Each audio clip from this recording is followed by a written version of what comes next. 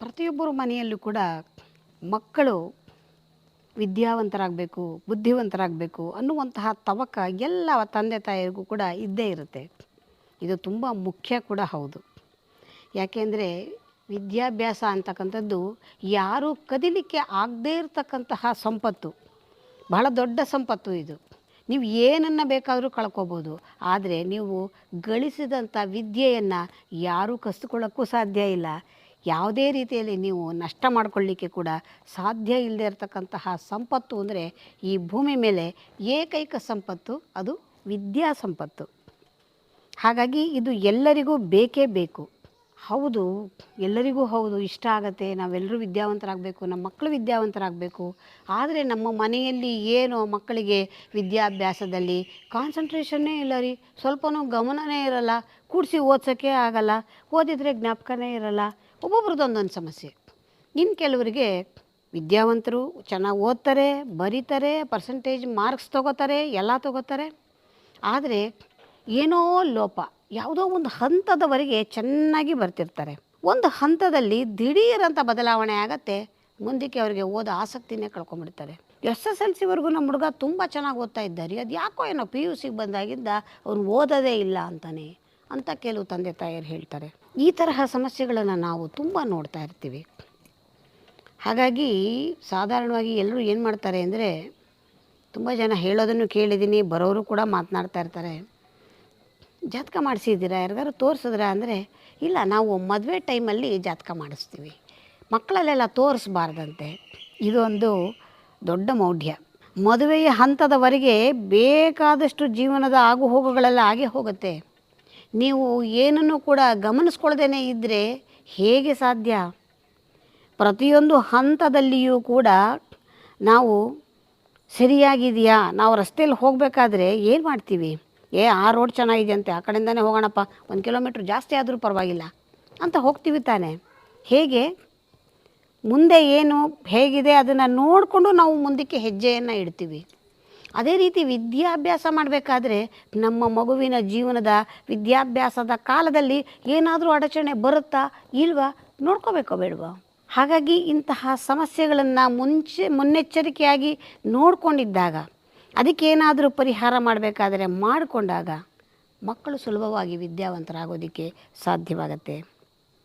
ರಸ್ತೆಯಲ್ಲಿ ಹೋಗ್ತಾ ಇರ್ತೀವಿ, ಮುಂದೆ ಒಂದು ದೊಡ್ಡ ಹಳ್ಳ ಇರುತ್ತೆ. ಆ ಹಳ್ಳ ಇದ್ದಾಗ ಏನು ಮಾಡಬೇಕು, ಯಾರಾದರೂ ಒಬ್ಬರು, ಸರ್ಕಾರವೇ ಬಂದ್ ಮಾಡಲಿ ಅಂತ ಯೋಚನೆ ಮಾಡಬಾರ್ದು. ಯಾರಾದರೂ ನಾಗರಿಕರು ಓಡಾಡ್ತಾ ಇರ್ತಕ್ಕಂಥವ್ರು, ಅಯ್ಯೋ ಇಲ್ಲಿ ಯಾರಾದರೂ ಬಂದು ಬಿದ್ದರೆ ಏನಪ್ಪ ಗತಿ ಅಂಥೇಳಿ ಒಂದು ಕೆಂಪು ಬಟ್ಟೆಯನ್ನು, ಒಂದು ಕಡ್ಡಿಯನ್ನು ಏನಾದರೂ ಒಂದಲ್ಲಿ ಸಿಕ್ಕಿಸ್ಬೇಕು. ಹಿಂದಿಂದ ಜೋರಾಗಿ ಸ್ಪೀಡಾಗಿ ಬರ್ತಾ ಇರ್ತಕ್ಕಂತಹ ವಾಹನ ಸವಾರರು ಆ ಬಾವುಟವನ್ನು ನೋಡಿ ಅವರ ಸ್ಪೀಡನ್ನು ಕಮ್ಮಿ ಮಾಡ್ಕೋತಾರೆ. ಆಗ ಅವರು ಧಡಾರಂತ ಸ್ಪೀಡಾಗಿ ಬಂದು ಅಲ್ಲಿ ಹಳ್ಳದಲ್ಲಿ ಬೀಳೋದಕ್ಕಿಂತ ಸ್ವಲ್ಪ ನಿಧಾನವಾಗಿ ಬಂದು ಆಗಬಹುದಾದ ಅನಾಹುತವನ್ನು ತಪ್ಪಿಸ್ಕೊಳ್ಳೋದಕ್ಕೆ ಸಾಧ್ಯವಾಗತ್ತೆ. ಯಾಕೆ ಹೇಳಿ? ಮುನ್ನೆಚ್ಚರಿಕೆ ಗಂಟೆ ಅಲ್ಲಿತ್ತು. ಹಾಗಾಗಿ ಅದೇ ರೀತಿ ಮಗುವಿಗೆ ಈ ಜಾತಕದಲ್ಲಿ ಏನಾಗುತ್ತೆ ಅಂದರೆ, ಗುರುದಶೆ ಯಾವುದೋ ಒಂದು ಒಳ್ಳೆಯ ದಶೆ ನಡೀತಾ ಇರುತ್ತೆ. ಆ ದಶೆನಾಥ ಜಾತಕದಲ್ಲಿ ಉತ್ತಮನಾಗಿರ್ತಾನೆ, ಅವನ ಪೀರಿಯಡ್ಡು SSLCವರೆಗೂ ನಡೀತಾ ಇರುತ್ತೆ. SSLCವರೆಗೂ ಚೆನ್ನಾಗಿ ಓದ್ತಾ ಇರ್ತಾರೆ. ಅಲ್ಲಿಂದ ಮುಂದಕ್ಕೆ ಇನ್ಯಾವುದೋ ಒಂದು ಬೇರೆ ಯಾವುದೋ ಭುಕ್ತಿಯೋ ದಶೆಯೋ ಬದಲಾವಣೆ ಆದಾಗ, ಅಕಸ್ಮಾತ್ ಆ ಗ್ರಹ ಜಾತಕದಲ್ಲಿ ಉತ್ತಮ ಸ್ಥಾನದಲ್ಲಿ ಇಲ್ಲದೆ ಇದ್ದಾಗ PUCಯಲ್ಲಿ ಅವರು ಎಡುವಂತಹ ಸಾಧ್ಯತೆ ಇರುತ್ತೆ. ಆಗೇನು ಮಾಡಬೇಕು, ಓಹೋ ಇನ್ನು ಮುಂದಕ್ಕೆ ಈ ಒಂದು ದಶೆ ಬರುತ್ತೆ, ಈ ಒಂದು ಭುಕ್ತಿ ಬರುತ್ತೆ ಅಂದರೆ ಆ ದಶಾನಾಥನಿಗೆ ಒಂದು ಪರಿಹಾರವನ್ನು ಮಾಡಿಕೊಳ್ಳೋದ್ರಿಂದ ಅಲ್ಲಿ ಆಗಬಹುದಾದ ಒಂದು ಅನಾಹುತವನ್ನು ತಪ್ಪಿಸ್ಕೋಬಹುದು. ಅಕಸ್ಮಾತ್ ಆ ಒಂದು ತರಗತಿಯಲ್ಲಿ ಅವರು ತೇರ್ಗಡೆ ಆಗೋದಕ್ಕೆ ಸಹಾಯ ಆಗೋದಕ್ಕೆ ಏನು ಬೇಕೋ ಮಾಡ್ಕೋಬಹುದು. ಇದೆಲ್ಲ ಯಾವಾಗ ಹೇಳಿ?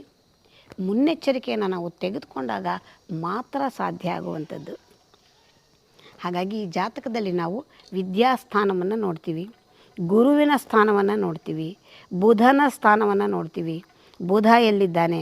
ಬುಧ ಬುದ್ಧಿಕಾರಕನಾಗಿರ್ತಾನೆ. ಗುರು ಜ್ಞಾನಕಾರಕ, ಅಖಂಡವಾದ ಜ್ಞಾನವನ್ನು ಕೊಡ್ತಕ್ಕಂಥವನು ಗುರು. ಗುರು ಒಲಿದರೆ ಈ ಭೂಮಿ ಮೇಲೆ ಎಷ್ಟು ವಿದ್ಯೆಯನ್ನು ಬೇಕಾದರೂ ಅವನು ಕಲಿಬಹುದು. ಹಾಗಾಗಿ ಇವರ ಸ್ಥಾನಬಲವನ್ನು ನೋಡ್ಕೋಬೇಕು. ಮತ್ತು ವಿದ್ಯಾಕಾಲದಲ್ಲಿ ಯಾರ್ಯಾರು ಬಂದು ಹೋಗ್ತಾರೆ ಅದು ತುಂಬ ಮುಖ್ಯ ಆಗುತ್ತೆ. ನೋಡಿ, ಎಷ್ಟೋ ಜನಕ್ಕೆ ವಿದ್ಯಾಕಾಲದಲ್ಲಿ ಶುಕ್ರದಶೆ ಬಂದು ಹೊರಟೋಗುತ್ತೆ.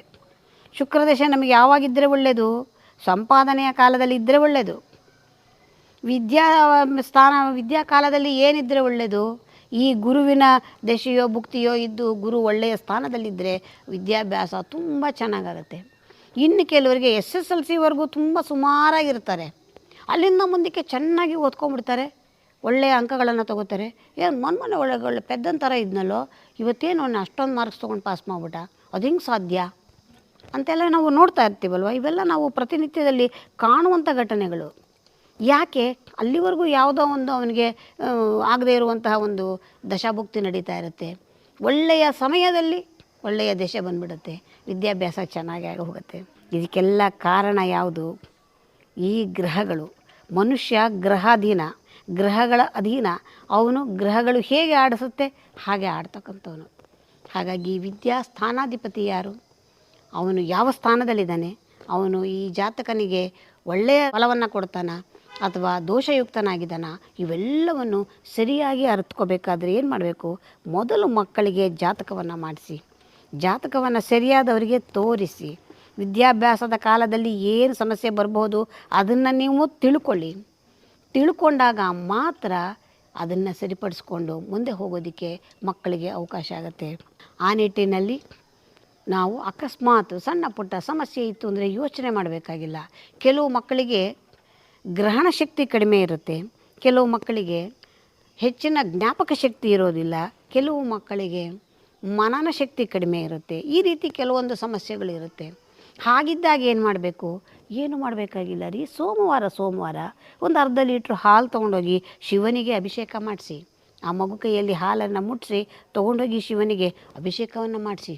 ಒಂದು 9 ಸೋಮವಾರವೋ ಒಂದು 21 ಸೋಮವಾರವೋ ಮಾಡ್ತಾ ಬನ್ನಿ. ಮಗುವಿಗೆ ಜ್ಞಾಪಕ ಶಕ್ತಿ ವೃದ್ಧಿಯಾಗತ್ತೆ. ಇದಕ್ಕೆಲ್ಲ ಕಷ್ಟಪಡಬೇಕಪ್ಪ? ಇಲ್ಲ, ಮಾಡಬೇಕಷ್ಟೇನೆ. ಅಥವಾ ಒಳ್ಳೆಯ ವಿದ್ಯಾಭ್ಯಾಸ ಆಗಬೇಕು, ಒಳ್ಳೆಯ ಜ್ಞಾನಿ ಆಗಬೇಕು ನಮ್ಮ ಮಗ. ಏನು ಮಾಡಬೇಕು? ನೀವು ಔದುಂಬರ ವೃಕ್ಷಕ್ಕೆ ಹೋಗಬೇಕು. ಔದುಂಬರ ವೃಕ್ಷದಲ್ಲಿ ದತ್ತಾತ್ರೇಯರು ಗುರುಗಳ ಒಂದು ಸಾನ್ನಿಧ್ಯ ಇರತಕ್ಕಂತಹ ಒಂದು ಮರ. ಈ ಮರ ಗಿಡಗಳು ಪ್ರಕೃತಿಯಲ್ಲಿ ಮನುಷ್ಯನಿಗೆ ಬೇಕಾದಷ್ಟು ಸಹಾಯವನ್ನು ಮಾಡುತ್ತೆ. ಒಂದೊಂದು ಮರದಲ್ಲಿ ಒಂದೊಂದು ವಿಶೇಷತೆ ಇರುತ್ತೆ. ಈ ಪ್ರಕೃತಿಯನ್ನು ಯಾಕೆ ಹಿಂದಿನಿಂದನೂ ಕೂಡ ಆರಾಧನೆ ಮಾಡ್ಕೊಂಡು ಬಂದಿದ್ದಾರೆ ಅಂತಂದರೆ ಅದರಲ್ಲಿ ಚೈತನ್ಯ ಶಕ್ತಿ ಇದೆ ಅನ್ನುವ ಕಾರಣಕ್ಕೋಸ್ಕರ. ಹಾಗಾಗಿ ಔದುಂಬರ ವೃಕ್ಷಕ್ಕೆ ಹೋಗಿ ಪ್ರದಕ್ಷಿಣೆಯನ್ನು ಮಾಡಿ ನಮಸ್ಕಾರವನ್ನು ಮಾಡಿ, ಅಥವಾ ಗುರುವಾರ ಕಡಲೆಕಾಳನ್ನು ದಾನವಾಗಿ ಕೊಡಿಸ್ತಾ ಬನ್ನಿ. ಕೆಲವರು ವಿದ್ಯಾವಂತರಿರ್ತಾರೆ, ಬುದ್ಧಿವಂತರಿರೋಲ್ಲ. ಬುದ್ಧಿವಂತರೇ ಬೇರೆ, ವಿದ್ಯಾವಂತರೇ ಬೇರೆ. ವಿದ್ಯಾವಂತರು ಬುದ್ಧಿವಂತರು ಎರಡೂ ಇರೋರು ಬೇರೆ. ಕೆಲವರಿಗೆ ಏನು ಸ್ಕೂಲು ಕಾಲೇಜು ಏನು ಓದೇ ಇರಲ್ಲ, ಅವ್ರಿಗಿರೋ ಅಷ್ಟು ತಿಳುವಳಿಕೆ ಯಾರಿಗೂ ಇರಲ್ಲ, ಮಹಾನ್ ಬುದ್ಧಿವಂತರಿರ್ತಾರೆ. ಇನ್ನು ಕೆಲವರು ಸಿಕ್ಕಾಪಟ್ಟೆ ಓದ್ಕೊಂಬಿಟ್ಟಿರ್ತಾರೆ, ಅವ್ರಿಗೆ ಕಾಮನ್ ಸೆನ್ಸೇ ಇರೋದಿಲ್ಲ. ಸಣ್ಣ ವಿಚಾರ ಹೇಗೆ ತೂಗಿಸ್ಕೋಬೇಕು ಅಂತಲೇ ಅವರಿಗೆ ಗೊತ್ತಾಗೋದಿಲ್ಲ. ಇದೆರಡೂ ಕೂಡ ಬೇರೆ ಬೇರೆದೇ ಹಾದಿ. ಹಾಗಾಗಿ ಬುದ್ಧಿವಂತರಾಗಬೇಕಾ, ಇವರು ವಿದ್ಯಾವಂತರಾಗಬೇಕಾ, ಎರಡೂ ಆಗಬೇಕಾ, ಎರಡನ್ನೂ ನೀವು ಯೋಚನೆ ಮಾಡಬೇಕು. ಹಾಗಾಗಿ ಹೆಸರು ಕಾಳನ್ನು ಮಕ್ಕಳ ಕೈನಲ್ಲಿ ಇಟ್ಕೊಂಡು ಪ್ರಾರ್ಥನೆ ಮಾಡಿಸಿ ಬುಧವಾರ ದಾನವಾಗಿ ಕೊಡಿಸ್ತಾ ಬನ್ನಿ. ಹೀಗೆ ಕೊಡ್ತಾ ಬರೋದ್ರಿಂದ ನಿಮ್ಮ ಮಕ್ಕಳು ಬುದ್ಧಿವಂತರಾಗ್ತಾರೆ. ಎಲ್ಲ ಮಕ್ಕಳು ಇಂಜಿನಿಯರೇ ಆಗಬೇಕಾಗಿಲ್ಲ, ಎಲ್ಲ ಮಕ್ಕಳು ಸಂಪೂರ್ಣವಾಗಿ ಎಲ್ಲರೂ ಕೂಡ ಡಾಕ್ಟ್ರೇ ಆಗಬೇಕಾಗಿಲ್ಲ. ಬೇಕಾದಷ್ಟು ವಿದ್ಯೆ ಇದೆ ಈ ಭೂಮಿ ಮೇಲೆ. 64 ವಿದ್ಯೆಗಳಿದೆ. ಯಾವುದರಲ್ಲಿ ಪರಿಣಿತರಾದರೂ ಕೂಡ ಅವರು ಜೀವನವನ್ನು ಮಾಡೋದಕ್ಕೆ ಸಾಧ್ಯವಾಗತ್ತೆ. ಹಾಗಾಗಿ ವಿದ್ಯಾ ಬುದ್ಧಿಗಾಗಿ ನೀವು ಯಾವುದೇ ರೀತಿಯ ಸಮಸ್ಯೆ ಇದ್ದಾಗ್ಯೂ ಕೂಡ ಗುರು ದಕ್ಷಿಣಾಮೂರ್ತಿಯ ಆರಾಧನೆಯನ್ನು ಮಾಡ್ತಾ ಬನ್ನಿ. ನಿಮ್ಮ ಮಕ್ಕಳು ವಿದ್ಯಾವಂತರಾಗೋದರಲ್ಲಿ ಸಂಶಯವೇ ಇಲ್ಲ. ಈ ಭೂಮಿ ಮೇಲೆ ಇರತಕ್ಕಂಥವರು ಎಲ್ಲರೂ ಕೂಡ ಒಂದಲ್ಲ ಒಂದು ರೀತಿಯ ವಿದ್ಯೆಯನ್ನು ಸಂಪಾದನೆಯನ್ನು ಮಾಡೋದರಿಂದ ಈ ಭೂಮಿಯನ್ನು ಸ್ವರ್ಗವನ್ನಾಗಿ ಮಾಡೋದಕ್ಕೆ ಸಾಧ್ಯ ಇದೆ. ಸರ್ವೇ ಜನಾಃ ಸುಖಿನೋ ಭವಂತು, ಸಮಸ್ತ ಸನ್ಮಂಗಳಾನಿ ಭವಂತು. ಎಲ್ಲರಿಗೂ ಶುಭವಾಗಲಿ.